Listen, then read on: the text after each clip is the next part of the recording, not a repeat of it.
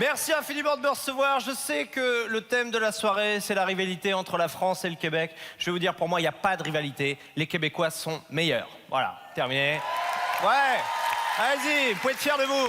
Faites gaffe, vous devenez français là. Mais c'est vrai, vous pouvez être fiers de vous. Parce que les Québécois sont beaucoup plus respectueux, ne serait-ce que les humoristes. Les humoristes québécois sont beaucoup plus respectueux. Si on avait invité un humoriste québécois à un gala d'humour en France et qu'on lui avait dit le thème c'est ça, eh ben il aurait suivi le thème, il aurait respecté. Il n'aurait pas fait comme la plupart des artistes français qui arrivent sur scène et qui en ont rien à foutre. Moi, je vais vous parler de la timidité. Parce que je suis quelqu'un de timide, hein. Ça se voit pas comme ça, mais là-dessous, il y a un gosse qui chiale. Hein. Mais j'assume ma timidité, et ça va beaucoup mieux. Il y a des gens timides dans la salle, levez la main pour voir. Oh non, il va nous tendre un piège, oh non. Mais faut l'assumer, parce qu'en fait, ce qui est chiant, quand t'es timide, c'est que t'as vu, tu te fais toujours enfoncer en public par tes proches. Surtout quand t'es petit. Tu vois la scène, genre, tu vois, tu vas dîner chez les amis de tes parents, fais maman, on peut allumer la télé, s'il te plaît? Ah bah va demander aux gens. Oh, non. Et bah demande, il ose pas demander, il est timide. Hein, t'es timide?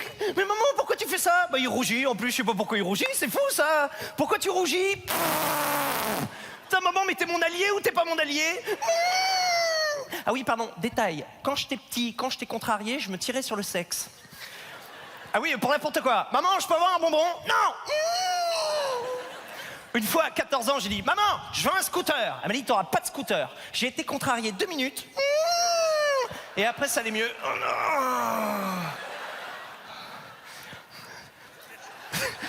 non. Non, c'est pas ma vraie tête quand j'ai un orgasme. Hein. Quand j'ai un orgasme, moi, je ne montre aucune émotion. Quand j'ai un orgasme, moi, je suis comme ça. J'ai fini. J'espère que tu seras enceinte. Donc arrêtez d'enfoncer les gens timides en public, d'accord? Parce que c'est une maladie. Et on fait pas ça avec d'autres maladies, je suis désolé. Eh ben demande une côte de bœuf, demande... Oh, elle ose pas demander une côte de bœuf, elle est anorexique. Si j'avais des muscles, je te pèterais la gueule. Si avec la timidité, à 5 ans, j'ai commencé à bégayer, timide et bègue, ah ben là c'est bon, j'avais la totale. J'ai eu des problèmes de communication terribles avec ma mère. Bah, qu'est-ce qu'il y a, Baptiste? Baptiste, je comprends rien, je suis en train de te donner le bain, là. Trop chaud! Timide et bec, ça a eu des conséquences terribles avec les filles. Du coup, la première fois que j'ai fait l'amour, j'avais 23 ans. Oui, je sais, c'est tard, c'est pas des conneries. J'ai fait l'amour à 23 ans. Mais vous savez quoi, je regrette pas, parce que la première fois, c'était vraiment magique. Je me souviens, j'avais invité la fille chez moi, on avait regardé le film Titanic. Le film Titanic, quand c'est sorti ici, vous avez appelé ça Titanic ou pas?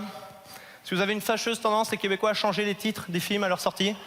Bon, vous faites pas ça? Bien sûr que si, vous faites ça. Je sais pas pourquoi j'ai fait une flexion, mais oui.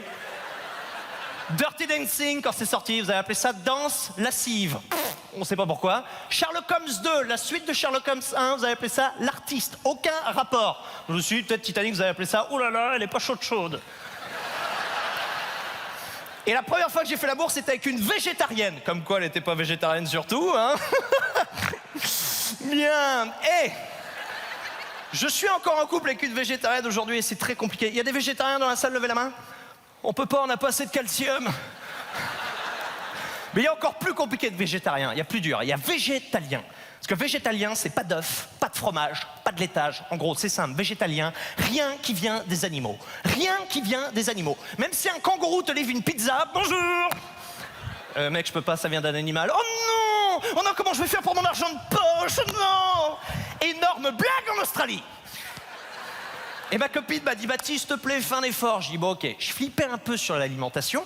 Du coup, j'ai été voir un nutritionniste végétalien. Le mec m'a reçu comme ça. Vous allez voir, végétalien, c'est super.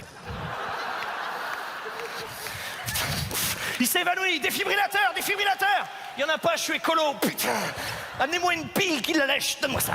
Allez, mon pote, vas-y, tu vas pas crever. Oh, je vois une lumière blanche. Mais non, c'est la lumière du réfrigérateur, connard. Oh, ça, j'ai cru que j'allais crever. J'ai vu toute ma vie défiler devant moi. Putain, il y a que des grains. Vous allez voir, végétalien, c'est super. Votre corps va se régénérer, vous allez sécréter de nouvelles hormones et les animaux vont le sentir, ça. Et moi, comme un con, je m'imaginais en tant que végétalien en train de marcher dans un champ de vaches en écartant les bras, comme ça. Et tu sais, les vaches allaient me voir et me faire... Mais je suis pas devenu végétarien, ni végétalien. Végétarien, j'ai tenu que 3 mois. C'était horrible, à la fin, je sais plus que de l'accompagnement, c'était terrible. Et la personne qui a le plus marre que je sois végétarien, c'est mon chien. Parce que j'ai un chien, et vous savez, à la fin des repas, j'aime bien lui faire lécher les assiettes. Je fais, Denver, tu viens lécher? C'est du quinoa. Fils de pute, va.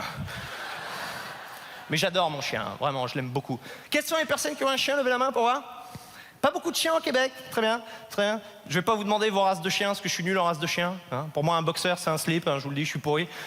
Je jouais à Paris il y a pas longtemps, et au premier rang, je dis à une fille, qu'est-ce que t'as comme race de chien? Elle me dit, j'ai un berger australien.